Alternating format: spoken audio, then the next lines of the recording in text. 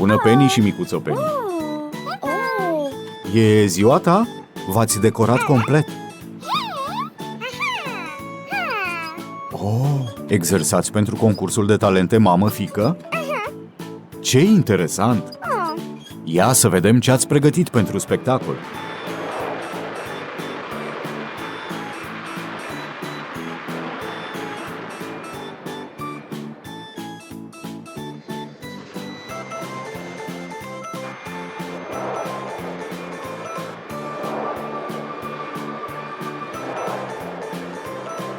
Wow! Penny! Micuța Penny e cu adevărat bună!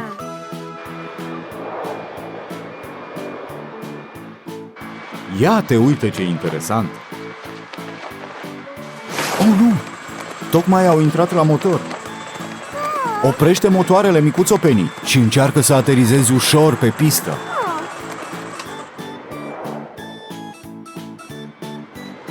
Incredibil! Nici măcar o zgârietură!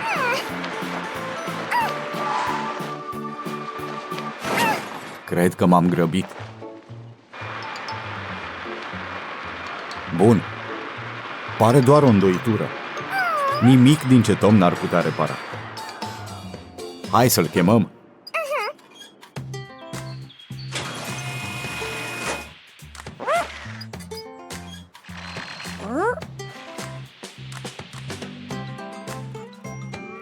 Salut, Tom! Da, cu siguranță arăți minunat astăzi. Micuța Penny a avut un accident la aeroport. Poți ajuta? Minunat! Să mergem!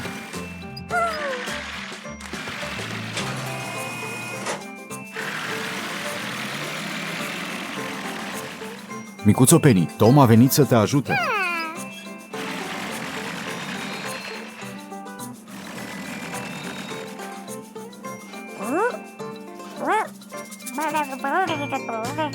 Micuțo Penny, Tom te va tracta pe străzile din orașul mașinilor. În sfârșit vei vedea și tu ceva de la înălțimea solului.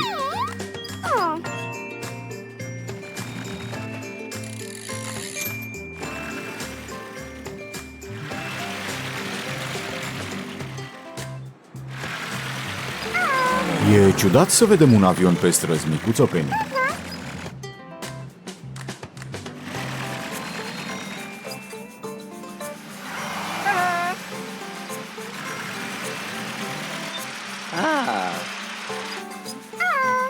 Oh, nu!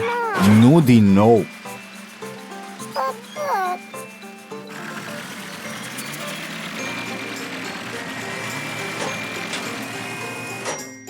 Am ajuns! De unde începem, Tom?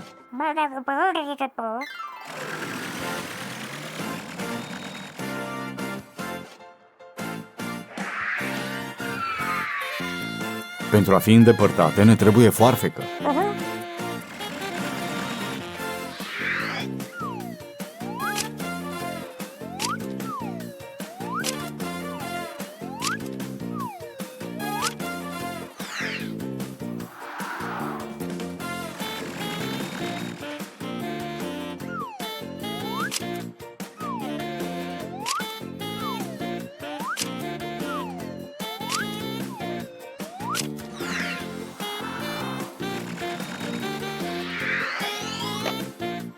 Și clește, ca să scoatem ce a rămas blocat în motor.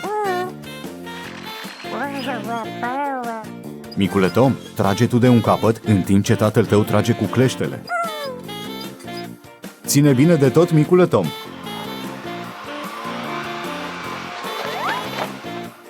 Oh, micule Tom, ești foarte ghiduș. Tom, crezi că motorul are nevoie de reparații importante?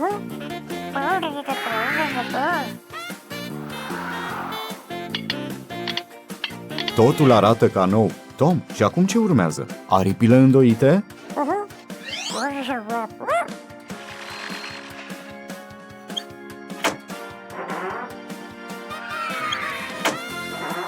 Așa, arată extraordinar. Și acum, Tom?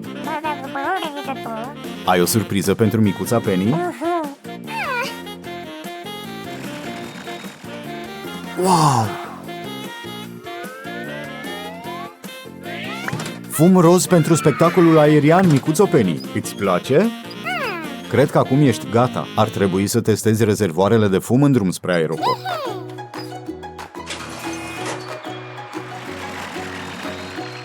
Tom, mulțumim că ai reparat-o pe micuța Penny astăzi. Mult succes la spectacolul de mâine, micuțo Penny!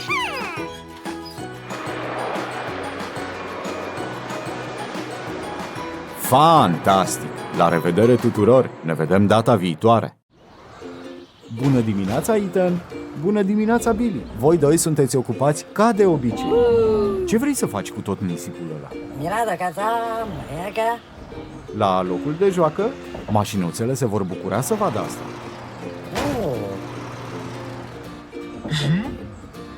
Așa este, Billy. Cred că ajunge pentru o încărcătură. Vrei să duci cât mai mult posibil ca să faci doar o singură cursă? Dar de ce, Ethan?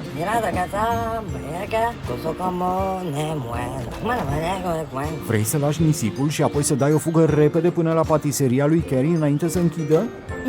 Oh, Ethan, ce-ți mai plac dulciurile? Dar crezi că e o idee bună să te supraîncarci?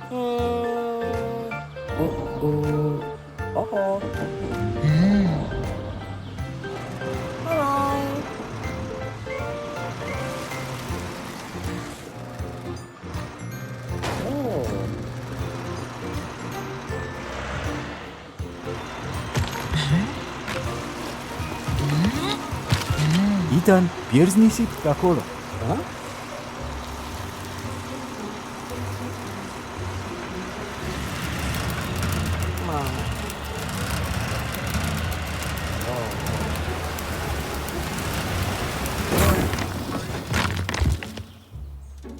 Bună dimineața, Tom! Citești cartea favorită despre mașini în pauză?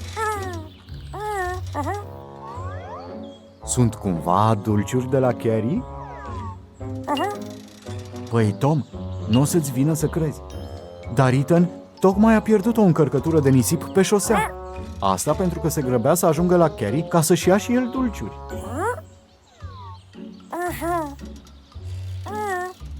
Și a provocat ceva daune. Și probabil că suspensia e stricată. Ai putea ajuta? Minunat! Să mergem! Ethan, a venit Tom!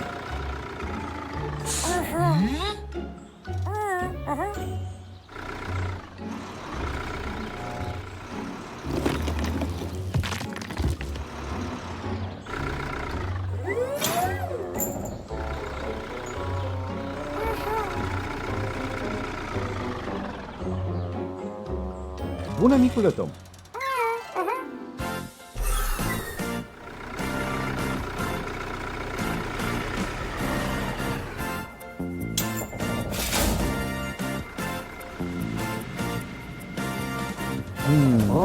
Cauciucul tău e spart și suspensia pare stricată, Ethan. Cred că s-a stricat de la greutatea nisipului. Și ai și o mulțime de îndoituri pe dedesubt.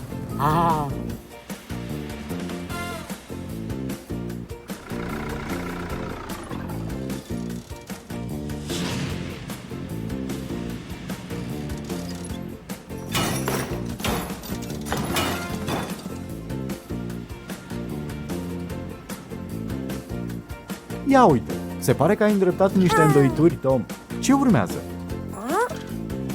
Cred că suspensia va trebui înlocuită, iar cauciucurile umflate.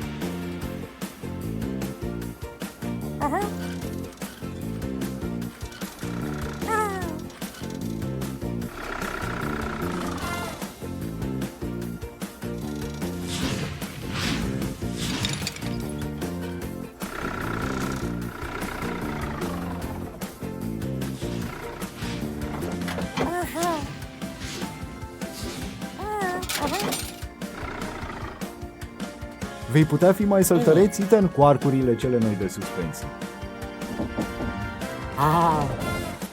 Tom, ce spui de cauciucuri? Parcă am dezumflat.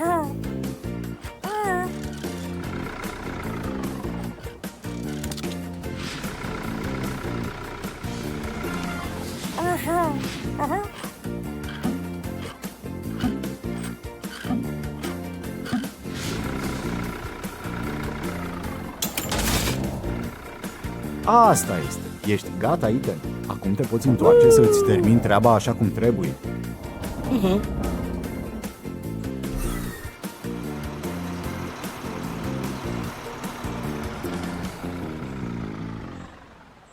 Tom, mulțumim că l-ai reparat pe Ethan astăzi.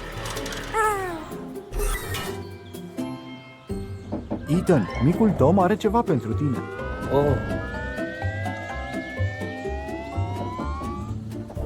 Oh. Hihi. Micul Tom știe că te-ai gândit la dulciuri toată ziua. Poftă bună! Ah. Oh. La revedere tuturor! Ne vedem data viitoare! Bye-bye. Oh. Tom, camionul de tractări.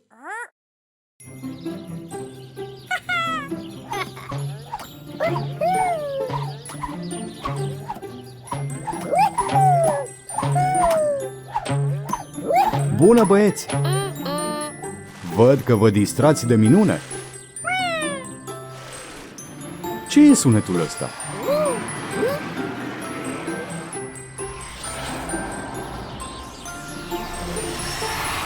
Wow!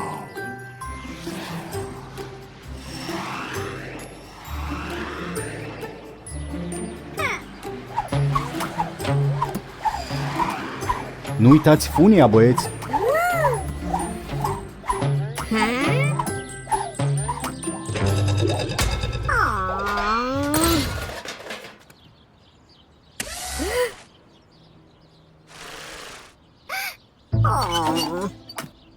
Ești ok, micule Matt?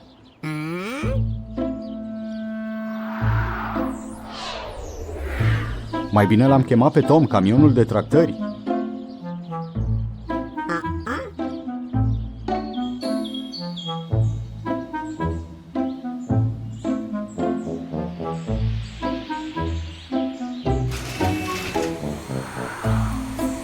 Hei, Tom! Micul Matt a avut un accident. Poți veni să-l ajuți?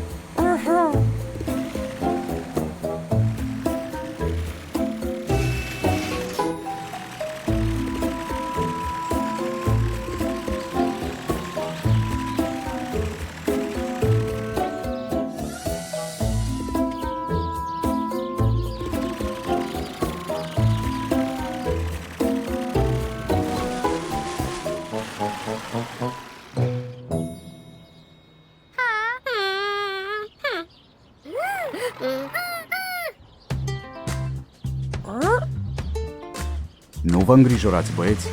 Tom va ști cum să repare asta.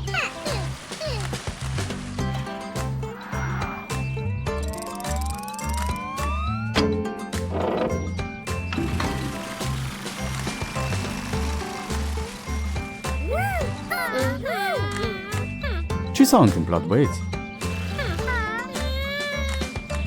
Vreți să mergeți cu prietenul vostru? Mai bine v-ați grăbi atunci.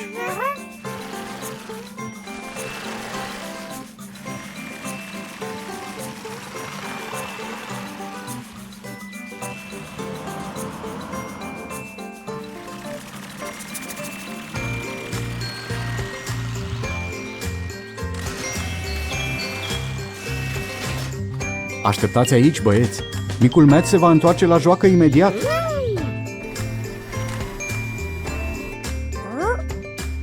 Of, Doamne, ia uită-te la asta.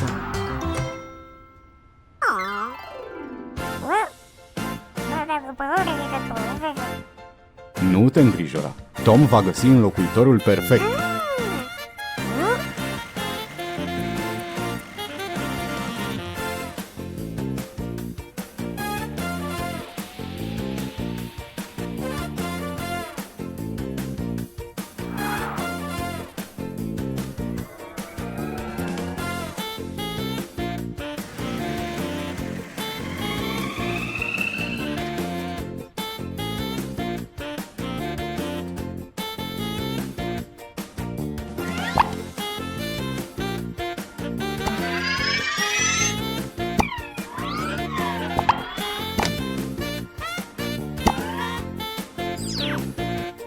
Perfect!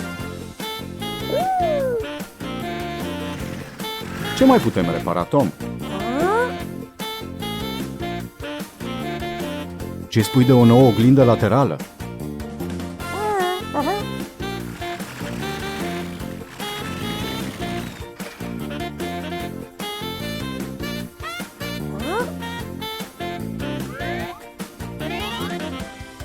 Asta? Ok, Tom. Să o încercăm.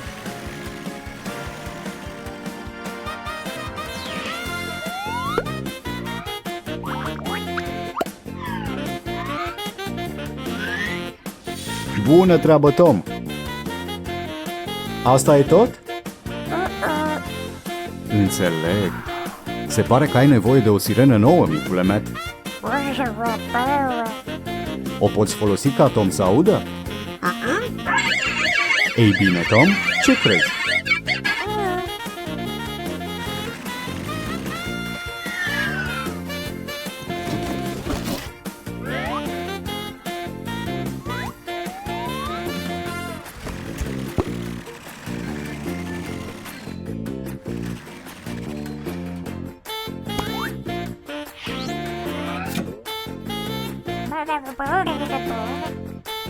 Vrei să încerci sirena cea nouă, Matt? Wow!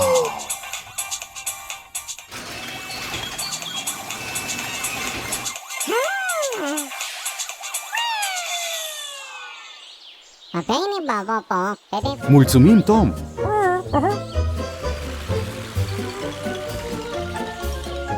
Ne vedem data viitoare!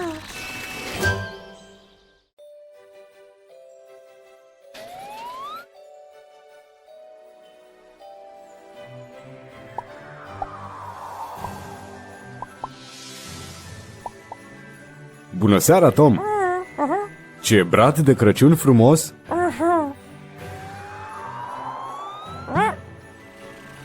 Wow, cât e de frumos! Se pare că Tom nu e singurul care împodobește pe aici.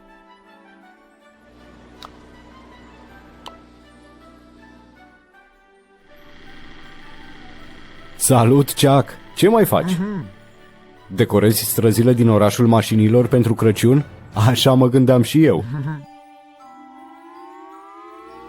Cred că ai făcut destul aici. Să mergem pe altă stradă. Ce spui?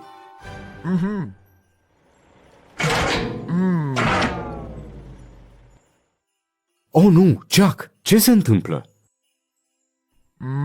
Cred că s-a stricat ceva, Chuck. Într-un moment atât de nepotrivit, trebuie să decorezi tot orașul până mâine. Tom! Hei, Tom! Nacela Chuck s-a stricat. Are nevoie să-l ajuți.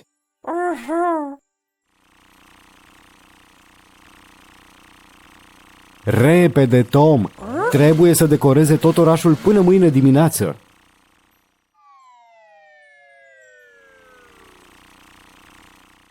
Uite, Chuck, a venit Tom să te salveze.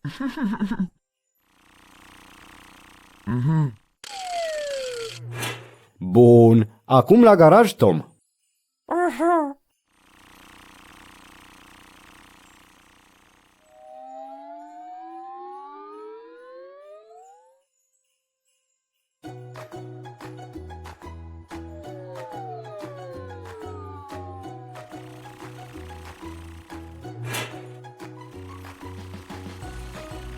Cu ce începem, Tom?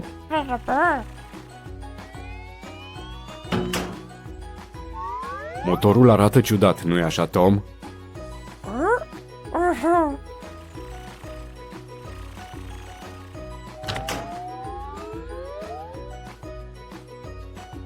Ia te uită!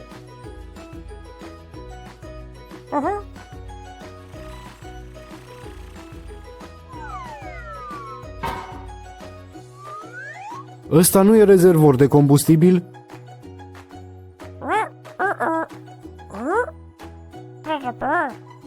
Asta e, Tom. Chuck e o mașină electrică. Nu are nevoie de combustibil, ci de curent electric.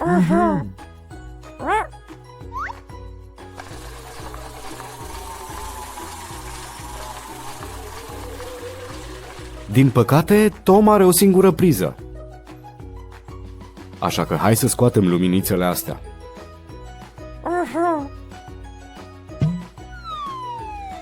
Și să-l conectăm pe Chuck să se poată încărca cu niște energie.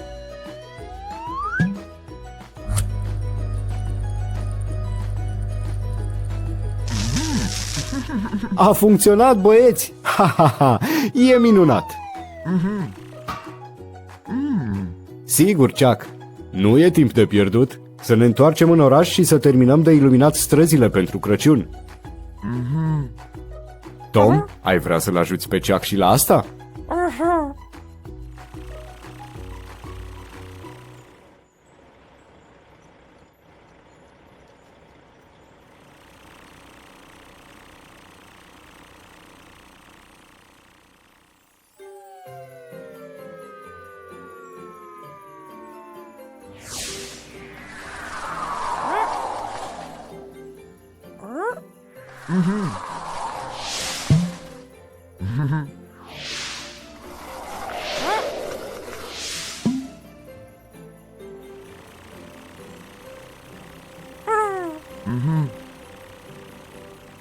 Este incredibil! Crăciun fericit tuturor! Ho, ho, ho!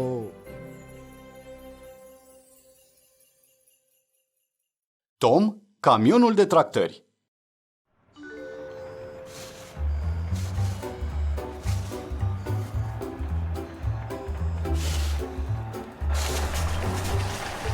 Bună, Edgar!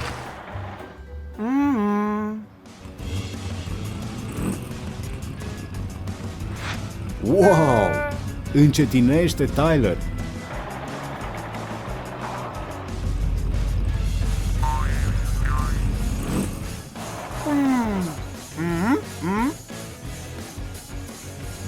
Ai dreptate, Tyler. Edgar e prea ocupat să se întreacă. Nu face asta, Edgar! Nu e o idee bună să faci curse pe șoseaua alunecoasă? Atenție! Oh, nu. Ești bine, Edgar? Mai bine l-am chemat pe Tom, camionul de tractări, să te ajute.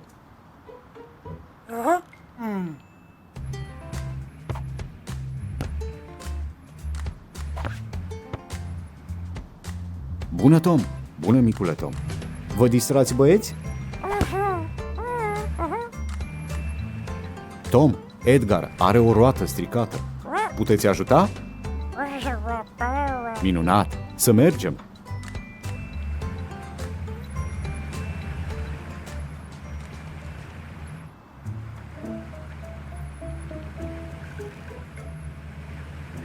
Tom a venit să ajute. Va avea grijă de tine, Edgar.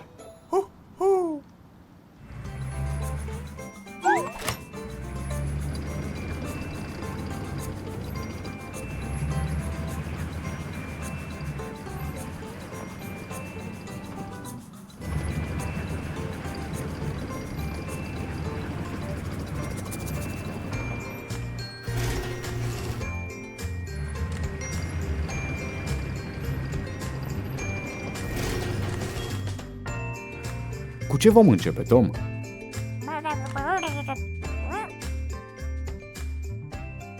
Vom localiza sistemul de presiune?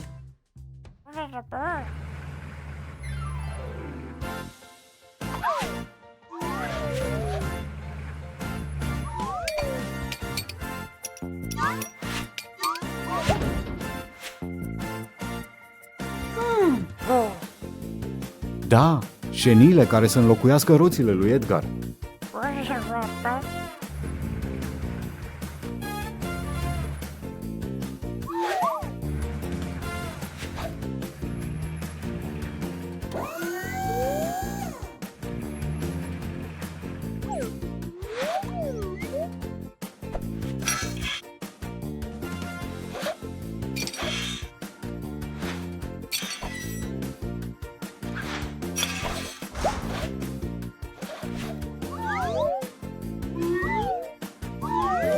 Tom, nu uita să strângi placa de presiune înapoi.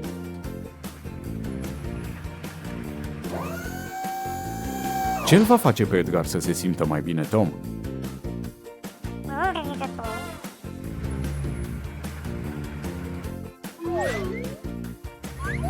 Excelentă treabă, Tom! Trebuie să ne asigurăm că funcționează cum trebuie.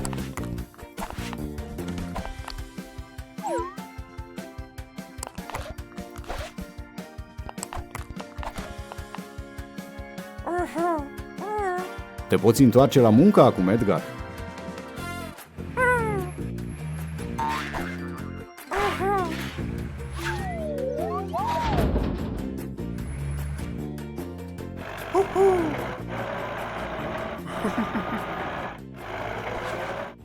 Bună, Tyler, dar ce faci? Îți pare rău și vrei să-l ajuți pe Edgar să curețe șoseaua?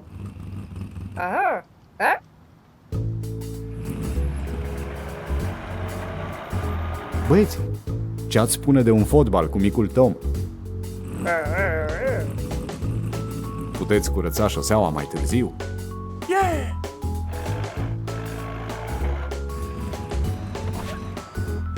La revedere tuturor! Ne vedem data viitoare!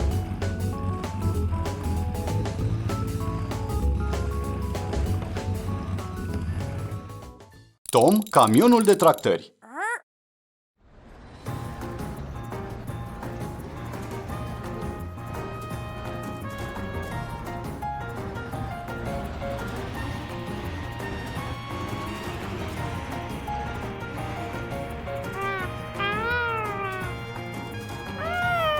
Bună, Marley! Ce pui la cale? Vrei să mergi pe acolo? Nu știu ce să zic. Pare foarte periculos.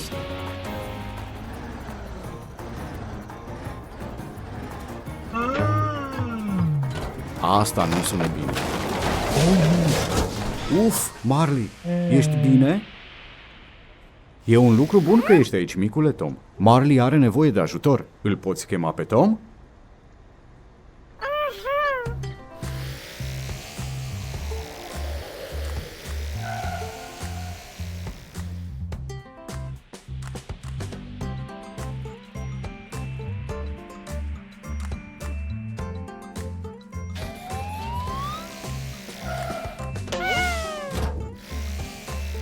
Bună, Tom! Îmi pare rău să te întrerup, dar Marley a avut un accident. Îl poți tracta la garaj? Ce bine! Să mergem!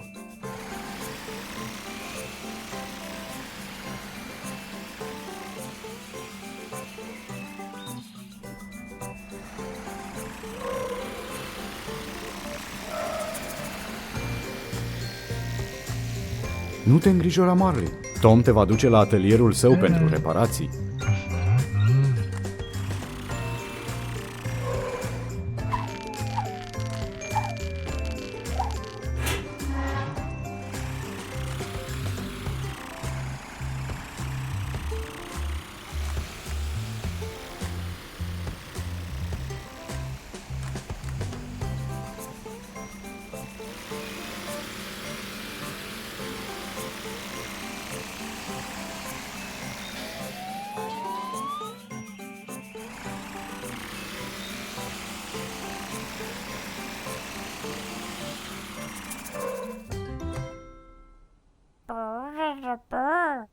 A fost o căzătură zdravănă.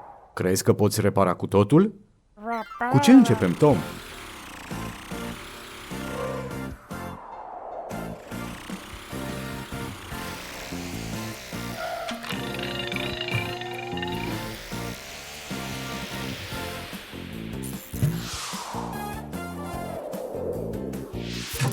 Minunat! Sunt chiar mai frumoase decât vechile cauciucuri ale lui Mark. Faci să pară totul foarte ușor.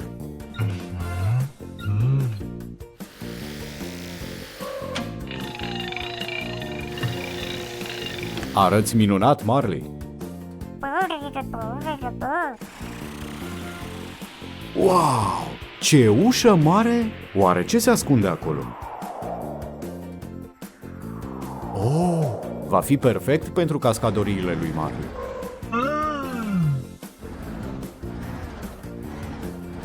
Ce cadou drăguț!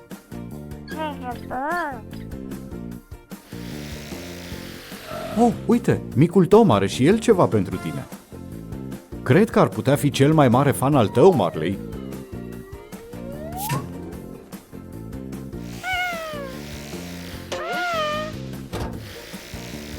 Păi, arăți minunat, Marley. Nici măcar nu se vede că ai avut vreun accident.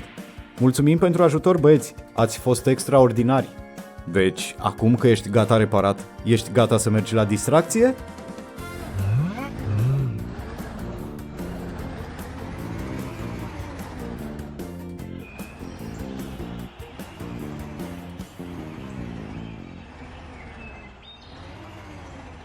Hei, băieți, vă bucurați de spectacolul lui Marley?